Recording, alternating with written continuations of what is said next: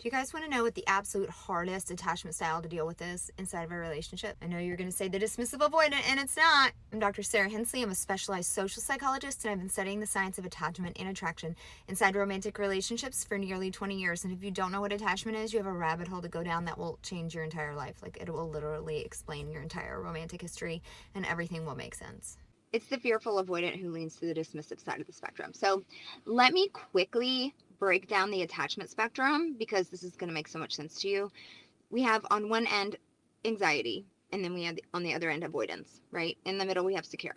So the people that only stay in the space between secure and anxiety, those are who we refer to as anxious preoccupieds. Those that only stay in the space between secure and avoidant are what we call dismissive avoidance, okay? Then we have the fearful, and the fearful has the whole dang spectrum, okay? Meaning they can be pushed over into their attachment anxiety, they can want connection, they can really try to get their needs met, they can be loving, affectionate, kind, maybe even too much in terms of pursuing. And then we have the dismissive side that they can jump to, where they can really pull back hard and they can push you away and they can feel like they don't want anything to do with you. And so I kind of call it the grasping at straws attachment style. It used to be called disorganized attachment, which is a very, very good descriptor for that attachment. But there's this like special little group of FAs that lean to the dismissive side that just got this really awful combination of traits. So the anxious preoccupied and the dismissive avoidant are like purebred dogs. I can spot them a mile away. It's like they go to anxious preoccupied university and get a degree in being an anxious preoccupied. Same for the DA.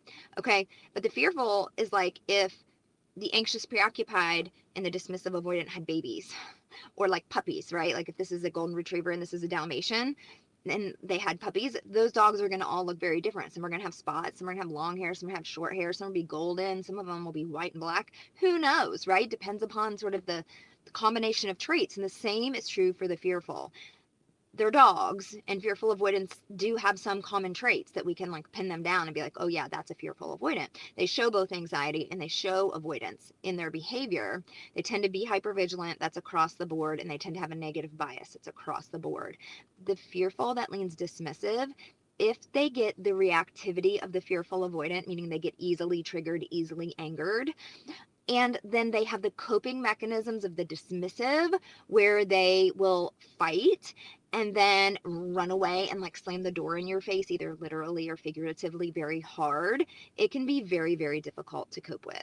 Truly, the only two responses you are going to get in order to try to repair something inside of the relationship is either anger or no response. And they are the most likely of all the attachment combinations to blame shift, to get defensive, to be able to not take accountability for anything. And I know that sounds a lot like a narcissist, but I do believe it's the base attachment for narcissism, but again, this is on a spectrum. And so people can be a little bit like this, right? Or they can be a lot like that. And then I say we also have to take into consideration if we're staying at the level of attachment, which is at the level of behavior, okay, or if we are going all the way up the ranks into the level of personality. And if it's at the level of personality, then it's more stable. And that's when we start to talk narcissism.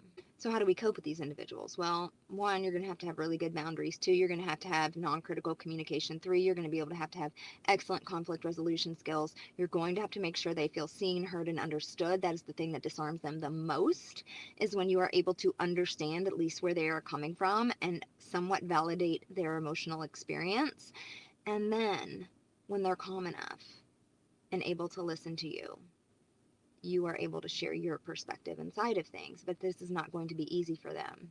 They're the most wounded of all of the attachments. They're the most wounded, and they're the most likely to develop narcissism, in my opinion. Again, I don't have any science around that claim, but that is my personal opinion.